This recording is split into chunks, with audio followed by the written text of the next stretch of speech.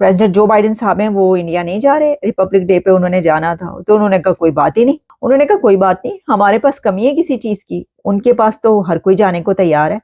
तो उन्होंने फौरी तौर पर मैक्रोन साहब से कहा पायन आ जाओ तो सी। तो इसमें एक तरीके से जो है वो अमेरिका के लिए ये पैगाम है, ये धमकी है कि पायन ना हम जो है अपने आप को कहते हैं कि हम बहुत वो है एजुकेटेड है, लेकिन मैं ये कहता हूँ कि हम लोग जीरो हैं। लेकिन आज उससे 5 7 8 साल बाद अब आपको नजर आ रहा है कि दुनिया किस तरह आपको भिगो भिगो के जूते मार रही है। मैं आपको पहले ही बता चुकी हूँ, बल्कि सभी कह रहे हैं कि क्या आप समझते हैं कि इंडिया के सामने आपकी बात मानी जाएगी? ये आप भी समझते हैं। सबने कहा कि देखिए जो प्रेसिडेंट जो बाइडेन साहब हैं वो इंडिया नहीं जा रहे, रिपब्लिक डे पे उन्होंने जाना था। तो उन्होंने कहा कोई बात ही नहीं। उन्होंने फ्रेंच प्रेसिडेंट को बुला लिया।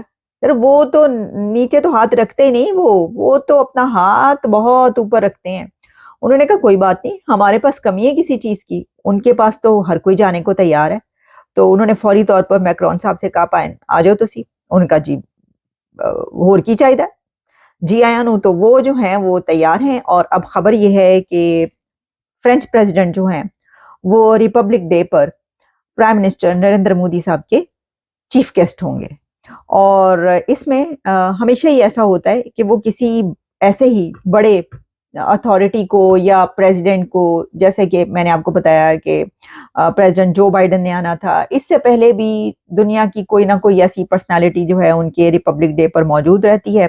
तो अब ये कहा गया है कि जो प्रेसिडेंट मैक्रोन हैं उन्होंने प्राइम मिनिस्टर नरेंद्र मोदी की ये इनविटेशन एक्सेप्ट कर लिया गया है, जो कि ब्लूमबर्ग में इस वक्त ये खबर चल रही है।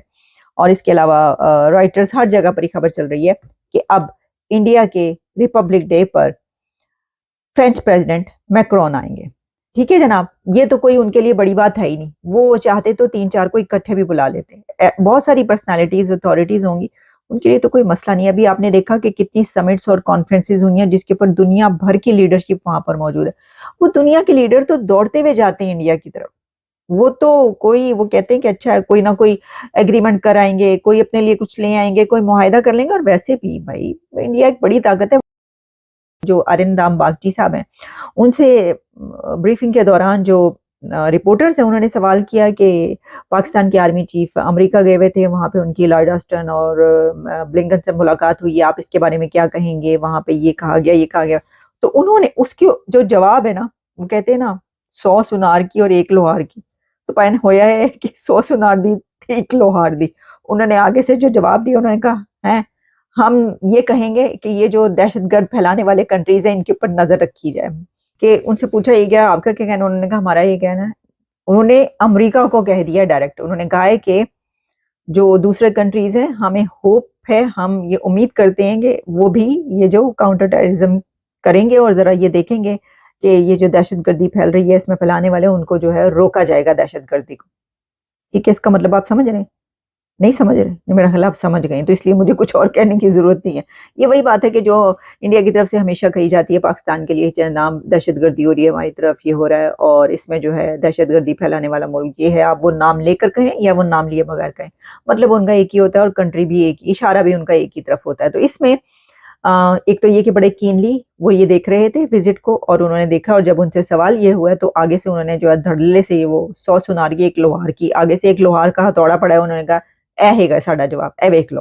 तो इसमें एक तरीके से जो है वो अमेरिका के लिए ये पैगाम, ये धमकी है कि पायन ए तुहाडे वल भी आना उन्होंने तो जरा फिर कम चुका गया तो फिर असी भी कम चुक देना। समझ रहे हैं क्या होगा? ऐसा नहीं हो सकता। एक बड़ी ताकत, एक ऐसा मुल्क जिसकी से है, जो इस वक्त जो है जहां पर सिलिकॉन वैली उसका शहर एक बनने जा रहा है, पूरी दुनिया का बिजनेस वहां पर उठ उठ के आ रहा है। और उन्होंने देख लिया है कि अब हमारा नेक्स्ट जो किबला व काबा है वो इंडिया है। पूरी दुनिया ये कह रही है कि अगला किबला व काबा इंडिया है। तो उस चक्कर में आप उसका ड्रॉबैक उस टाइम तो आपको शायद ना इतना फील हो रहा हो, लेकिन आज उससे 5 7 8 साल बाद अब आपको नज़र आ रहा है कि दुनिया किस तरह आपको भिगो भिगो के जूते मार रही है। आज दुनिया कहाँ खड़ी है और हम कहाँ पे खड़े हैं। इसका सबसे बड़ा कसूर जो है ना आपके एजुकेशन सिस्टम पे है। आप उनका एजुकेशन सिस्टम देखें और अपना एजुकेशन सिस्टम देखें। आपका टोटल एजुकेशन सिस्टम जो है वो रट्टा बेस्ड है, वो जो है वो क्रिएटिव है, वो आप उसके फ्रूट्स भी आपको नज़र आ रहे हैं। तो जब तक आप अपना ग्रास रूट लेवल ठीक नहीं करेंगे आप कभी भी उनको बीट नहीं कर सकते। आप सिर्फ यही इसी में लगे रहेंगे कि मेरी टांग ऊपर थी वाघा बॉर्डर पे, उनकी टांग ऊपर थी। आजकल जो दुनिया ग्लोबल विलेज बन गई है, अब जो एक ही चीज़ है वो ये है कि आप इकोनॉमिकल कितना ग्रो कर रहे हैं। कभी भारत विजिट किया है? मैं भारत 2 दफ़ा विजिट करके आया। अच्छा, क्या कैसा रहा आपका एक्सपीरियंस और वहाँ पर आपने क्या क्या महसूस की डेवलपमेंट या तरक्की? इटली ऑफ डेज में हम लोग जो है, जब हमारी गेम, मैं क्रिकेट कवर करता हूँ, मैं क्रिकेट का कैमरामैन हूँ, तो हम लोग जब जाते हैं तो ऑफ डेज पे हम लोग ट्रैवल करते हैं, देखते हैं कि भाई यहाँ पे और हमारे में क्या डिफरेंस है।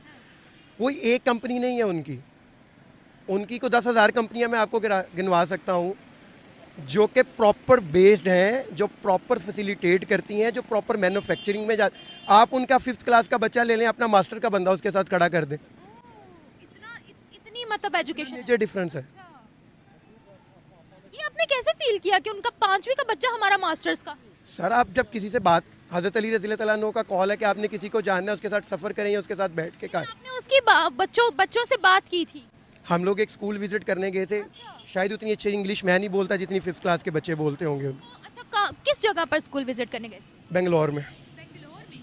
क्या था उनके स्कूल का माहौल? एजुकेशन सिस्टम सर, मैं अभी आपको पिछले दिनों, मुझे एग्जैक्टली उसका सिटी का नाम नहीं मेरे जहन में, वहाँ पे एक स्कूल है जिसके अंदर सिर्फ 3 ज़ुबानें पढ़ाई जाती हैं, जैपनीज़, फ्रेंच और इटालियन।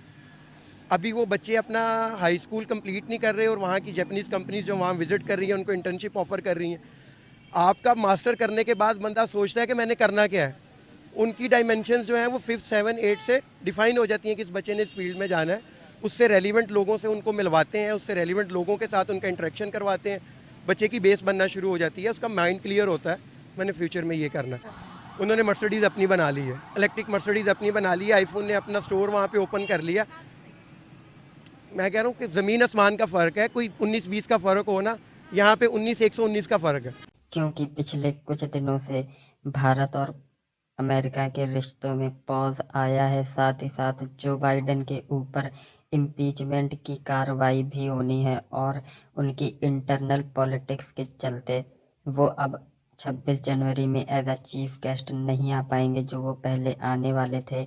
इसकी जगह अब भारत ने फ्रांस के प्रेसिडेंट को बुलाया है और इससे पहले प्रधानमंत्री नरेंद्र मोदी भी फ्रांस के रिपब्लिक डे में गए थे एज अ चीफ गेस्ट और अब आने वाले इंडिपेंडेंस डे में फ्रांस के प्रेसिडेंट भारत आएंगे और ये एक बड़ी बात है क्योंकि फ्रांस एक बहुत ही पावरफुल कंट्री है और इस प्रकार का जेस्चर्स भारत के साथ बहुत ही पोटेंट मैसेज भेजेगा अमेरिका को और साथ ही साथ दूसरे सारे एडवर्सरीज कंट्री को कि भारत के रिश्ते अगर अमेरिका से कुछ खराब भी होते हैं तो भारत के पास तमाम ऐसे ऑप्शन हैं जिसकी वजह से अमेरिका की कमी उन्हें नहीं खलेगी।